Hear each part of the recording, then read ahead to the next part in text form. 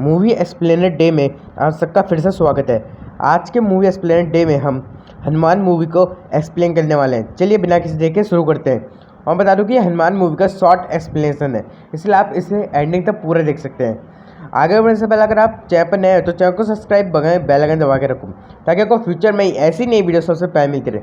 चलिए बिना किसी देखे इस वीडियो को शुरू करते हैं। इस मूवी की शुरुआत बाल हनुमान से होती है। जब हनुमान जी ने अपने बचपन में भूख के कारण सूरज को आकाश फल समझ कर खा लिया तो पूरी दुनिया में अंधेरा छा गया।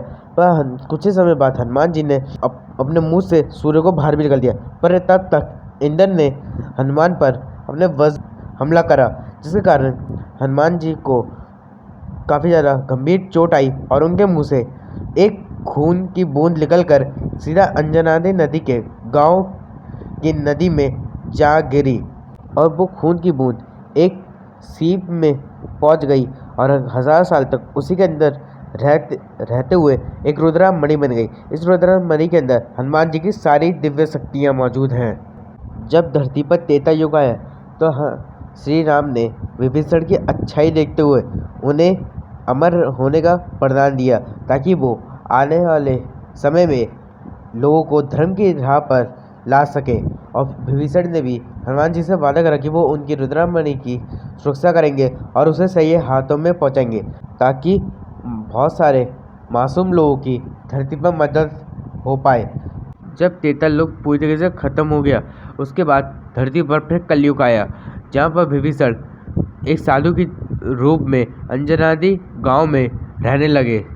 फिर हमें साल 1998 में माइकल नाम का एक लड़का दिखाया जाता है जो सुपर हीरो का काफ़ी बड़ा फैन था और वो खुद भी सुपर हीरो बनना चाहता था और लोगों की मदद करना चाहता था। और ऐसे ही माइकल एक दिन स्कूल में पढ़ने वाले एक लड़के को, जिसका नाम श्रीनिवास शॉर्ट फॉर्म श्री है, उसको कुछ बच्चे आकर परेशान करना शुरू कर देते। तभी माइकल आकर बच्चों को पीटता है और श्रीनिवास को बचा लेता है। उस घटना के बाद माइकल और श्री अच्छे दोस्त बन जाते हैं। माइकल हमेशा श्रीनिवास के संग मिलकर अजीब हरकतें करता था, जैसे खुद को मकड़ियों से कटवाना और स्पाइडरमैन की तरह वेब निकालने की कोशिश, और फिर कभी कभार सुपरमैन की तरह सच से कूदना, जिससे माइकल के मॉम डैड काफ़ी ज़्यादा परेशान हो गए उससे उसकी इस हरकत के कारण। तभी माइकल को लगता है कि बैटमैन और स्पाइडरमैन जैसे सुपर हीरोज़ अनाथ थे, अगर उसके मॉम डैड भी नहीं रहेंगे तो वो एक सुपर हीरो बन पाएगा। इसलिए माइकल अपने मॉम डैड को घर के अंदर जलने के लिए छोड़ देता है और खुद किसी तरह बच के घर के बाहर आ जाता है। उस घटने के बाद माइकल और श्रीनिवास दोनों काफ़ी ज़्यादा बड़े हो जाते हैं, पर माइकल के सर से अभी सुपर हीरो बनने का भूत उतरा नहीं था और अब श्रीनिवास माइकल के लिए एडवांस गैजेट्स वाले हथियार बनाता है ताकि वो एक सुपर हीरो जैसा लगे। माइकल मेगा मैन नाम का एक सुपर हीरो बन जाता है और काफ़ी ज़्यादा पॉपुलर भी हो जाता है बैंक रॉबरी और साथ में क्रिमिनल्स को मारकर। पर माइकल को अभी भी इन सब चीज़ों से शांति नहीं मिलती और माइकल को सुपर पावर्स चाहिए थी जो उसके शरीर के अंदर हो, ना कि किसी सूट में। दूसरी ओर हनुमंत नाम का एक लड़का दिखाया जाता है जो पेशे से चोर भी होता है। हनुमंत अंजनादि गांव में रहता है अपने दोस्त काशी और अपनी बड़ी बहन अंजना के संग, और हमें ये पता चलता है कि हनुमान और उसकी बड़ी बहन अंजना ये दोनों बचपन से ही अनाथ हैं, मतलब इनके माता पिता बचपन में गुजर गए थे। फिर कुछ टाइम बाद मीनाक्षी नाम की एक लड़की जिससे हनुमान प्यार करता है वो शहर से वापस आ जाती है। जब मीनाक्षी और हनुमंत छोटे थे तो हनुमंत हर तरफ से मीनाक्षी की मदद करता था, पर कभी भी हनुमंत मीनाक्षी के सामने नहीं आता था, कभी कभार भी बस उसके सामने आता था। जब मीनाक्षी बड़ी होकर शहर चली गई पढ़ने के लिए, वो एक डॉक्टर बन के वापस लौटी। हनुमंत अभी भी अपना प्यार मीनाक्षी को साबित करने की कोशिश में लग जाता है, पर मीनाक्षी को हनुमंत के बारे में कुछ भी मालूम नहीं होता और वो उसे चोर कमीना पता नहीं क्या क्या समझती है। इसी बीच मीनाक्षी की लड़ाई गांव के पॉलीगार गजापति के संग हो जाती है। पॉलीगार वो व्यक्ति होता है जो गुंडों और साथ में लुटेरों से गांव को प्रोटेक्ट करता है। बदले में गांव वाले उसे पैसा और अनाज देते हैं, पर गजापति अपनी ताकत का गलत इस्तेमाल कर रहा होता है और पूरे अंजनादि गांव को अपने सामने झुका कर रखता है। मीनाक्षी बताती है कि गांव को पॉलीगार जैसे लोगों की ज़रूरत नहीं है, और बल्कि वो गाँव के लिए नेता वोट करके चुन सकते हैं, और जिससे प्रजापति काफ़ी ज़्यादा नाराज़ हो जाता है। और मीनाक्षी का भी यही मानना था कि अब बहुत टाइम से लुटेरे और साथ में चोर वगैरह गांव में अब नहीं आते हैं। और प्रजापति को डर लगने लग जाता है कि कहीं मीनाक्षी पूरे गांव की सोच ना बदल दे, और फिर पूरा गांव प्रजापति को पैसे और अनाज नहीं देगा, जिसके कारण प्रजापति मीनाक्षी को अपने पाले हुए गुंडों से पिटवाने का प्लान बना लेता है। इन सब के बाद हनुमंत और मीनाक्षी एक ही बस में जा रहे होते हैं। हनुमंत मीनाक्षी के पैर में पायल बांधने की कोशिश करता है, पर बस के लोग हनुमान को चोर समझकर आधे रास्ते में उतार देते हैं। प्रजापति के भेजे हुए गुंडे मीनाक्षी और बाकी लोगों पर हमला कर देते हैं। मीनाक्षी को छोड़ के बाकी के सभी लोग मारे जाते हैं, और मीनाक्षी भी किसी तरह गुंडों के कब्जे में आ जाती है। हनुमंत उसी रास्ते से गुजर रहा है, और अचानक से हनुमान के पीछे एक बाघ पड़ जाता है, और ये बाघ हनुमान को उसी दिशा में भगाता है जिस दिशा में गुंडे मीनाक्षी को लेकर गए होते हैं। फिर थोड़ी देर बाद ये बाघ एक साधु के रूप में आ जाता है, और ये साधु और कोई नहीं बल्कि विभीषण ही होते हैं। हनुमंत को रास्ते में मीनाक्षी की चेन मिलती है, और फिर हनुमंत किसी तरह मीनाक्षी को उन गुंडों के चंगुल से बचा लेता है, पर खुद वहीं पे फंस जाता है, जिससे गुंडे हनुमंत को घायल करके नदी में फेंक देते हैं। हनुमंत के हाथ से मीनाक्षी की चेन छूट जाती है, और हनुमंत मीनाक्षी के चेन को का पीछा करते हुए रुद्रमणि के पास पहुंच जाता है, जहां पर अब हनुमान को रुद्रमणि और साथ में चेन दोनों मिल जाती है, और विभीषण ये सब कुछ दूर से खड़े होकर देख रहे होते हैं। दूसरी ओर अभी भी मीनाक्षी अपने बचपन वाले प्यार का ढूंढ रही होती है, पर मीनाक्षी को नहीं मालूम था कि उसका बचपन वाला प्यार और कोई नहीं बल्कि हनुमंत होता है।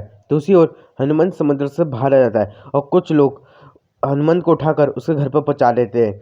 हनुमंत की हड्डी और उसकी हालत काफ़ी ज़्यादा गंभीर स्थिति में होती है। हनुमंत को जब होश आता है तब वो अपने पास रुद्रमणि को नोटिस करता है। विभीषण को भी पता चल जाता है कि रुद्रमणि अब हनुमंत के हाथ लग चुकी है। हनुमंत जैसे रुद्रमणि को अपनी आंखों सामने लाता है, और सूरज की किरणें रुद्रमणि से होते हुए हनुमंत की आंखों में जाती है, तो हनुमंत को हनुमान जी की सारी शक्तियाँ मिल जाती है, और उसकी टूटी हुई हड्डी और साथ में सारे जख्म कुछ सेकंड में भर जाते हैं। हनुमंत को अपनी पास होने वाली शक्तियों का एहसास होता है, और उसे पता चलता है कि ये शक्तियाँ उसे रुद्रमणि से मिली है। इसीलिए और हनुमान को ये भी समझ आ जाता है कि रुद्रमणि की शक्ति जो हनुमान को मिली है उसकी शक्ति सिर्फ दिन में काम करती है, रात में नहीं। फिर हनुमंत ये सारी बातें अपने दोस्त काशी को बताता है, पर काशी को उसकी बात पर जब यकीन नहीं हो रहा था तब हनुमंत काशी को यकीन दिलाने के लिए एक ट्रेन के सामने खड़ा हो जाता है, और वो ट्रेन हनुमंत को उड़ा भी डालती है, पर हनुमंत को उस ट्रेन से भी कुछ नहीं होता, और काशी को भी यकीन हो जाता है कि हनुमंत के पास अब जादुई शक्तियाँ आ गई हैं। हनुमंत और काशी ये सारी बातें मीनाक्षी को बताए जाते हैं, और हनुमान ये बताना चाहता है कि मीनाक्षी की जान बचाने वाला और उसका बचपन का प्यार और कोई नहीं बल्कि हनुमंत ही है।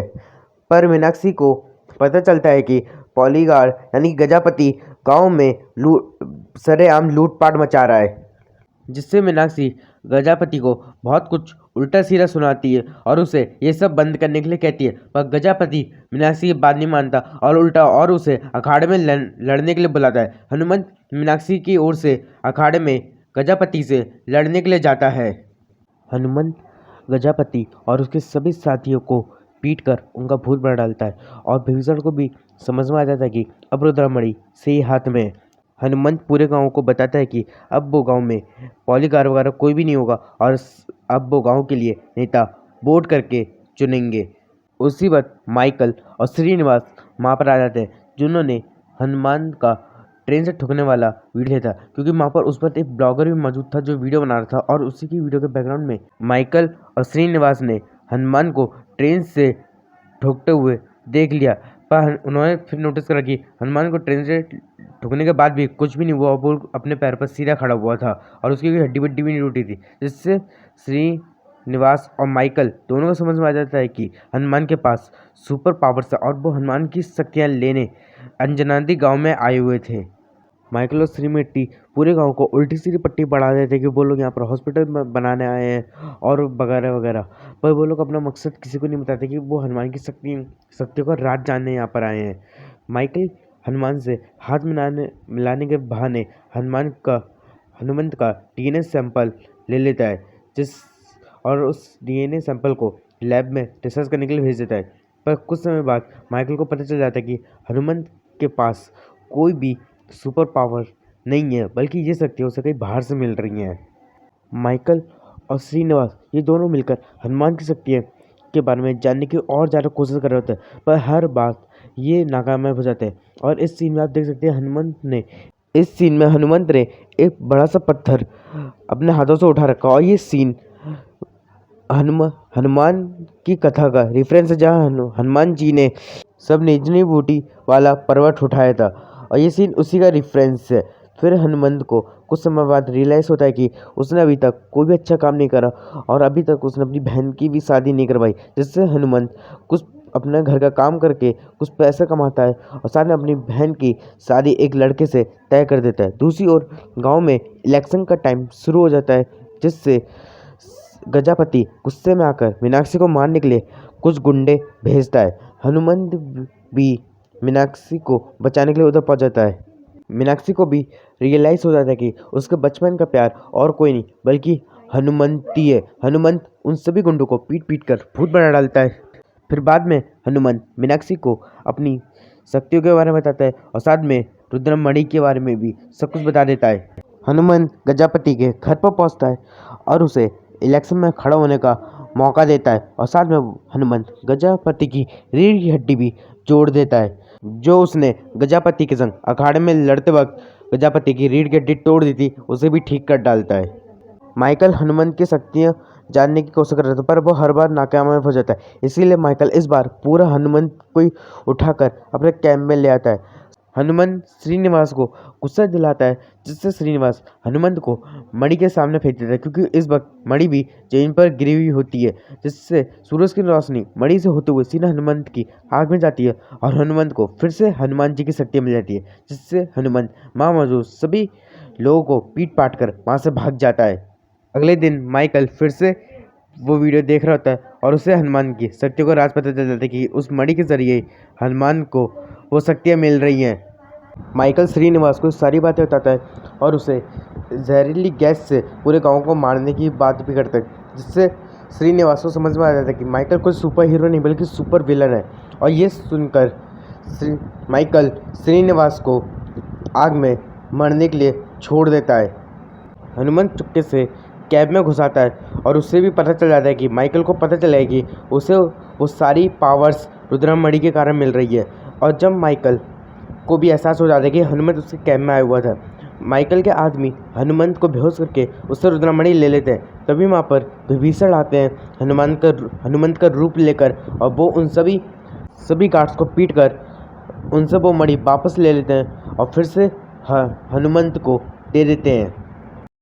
अगले दिन हनुमंत की बहन की शादी शुरू हो जाती है। उसी बीच माइकल भी उस शादी में आ जाता है, और हनुमंत पर झूठा आरोप लगाता है मणि और साथ में उसका सूटकेस चुराने का, और वो सबको हनुमंत का कैंप में घुसने वाला वीडियो भी दिखाते हैं, जिससे सब लोग हनुमंत को चोर समझते हैं। और हनुमंत की दीदी भी उसे उसका माइकल का सूटकेस और मणि देने की बात करती है, जिससे हनुमंत चुपके से मणि की जगह एक कांच का टुकड़ा दे देता है। और जैसे माइकल उस कांच के टुकड़े को अपनी आंखों के सामने लाता है, तो उसमें से कांच के टुकड़े में से सूरज की रोशनी कांच के टुकड़े में से होते हुए माइकल की आंख में लगती है, जिससे माइकल की एक आंख जल जाती है। अब बाकी सबको यकीन हो जाता है कि हनुमंत सच बोल रहा है, और मणि उसकी है, ना कि माइकल की। और माइकल के आदमी हनुमंत पर हमला कर देते हैं मणि के लिए। तब अंजना अपने भाई हनुमान को बचाने के लिए आगे आती है, और माइकल ये देखकर अंजना पर ही गोली चला देता है, जिससे अंजना की मौत हो जाती है। और हनुमंत अंजना की मौत का जिम्मेदार रुद्रमणि को मानता है, इसलिए हनुमंत रुद्रमणि को फेंक देता है। माइकल और उसके आदमियों को पता चल जाता है कि हनुमंत ने रुद्रमणि को फेंक दिया है, और अब हनुमंत के पास कोई भी दिव्य शक्तियाँ नहीं है। दूसरी ओर हनुमंत की बहन का अंतिम संस्कार शुरू हो जाता है, और हनुमंत को अपनी बहन के संग बिताए हुए पलों की याद आ रही होती है। माइकल पूरे गांव में अपने ड्रोन्स फैला देता है, और उन ड्रोन्स के अंदर से ऐसी गैस निकलती है जिससे सब लोग एक ही जगह पर स्थिर होकर खड़े हो जाते हैं, और अगर इन गैस को बंद नहीं करा गया तो इससे सब लोगों की मौत भी हो सकती थी। माइकल पूरे गांव में रुद्रमणि के लिए आतंक मचा देता है, और उसे हर जगह ढूंढना जारी रखता है। मीनाक्षी हनुमंत के पास आती है, जो इस वक्त अपनी बहन अंजना की चिता के पास दुख में बैठा हुआ था। हनुमंत को अब इन रुद्रमणि और माइकल से कोई मतलब नहीं था। तभी वहाँ पर विभीषण आते हैं जो हनुमंत का हौसला बढ़ाते हैं और साथ में उसे हनुमान जी की कथा भी सुनाते हैं।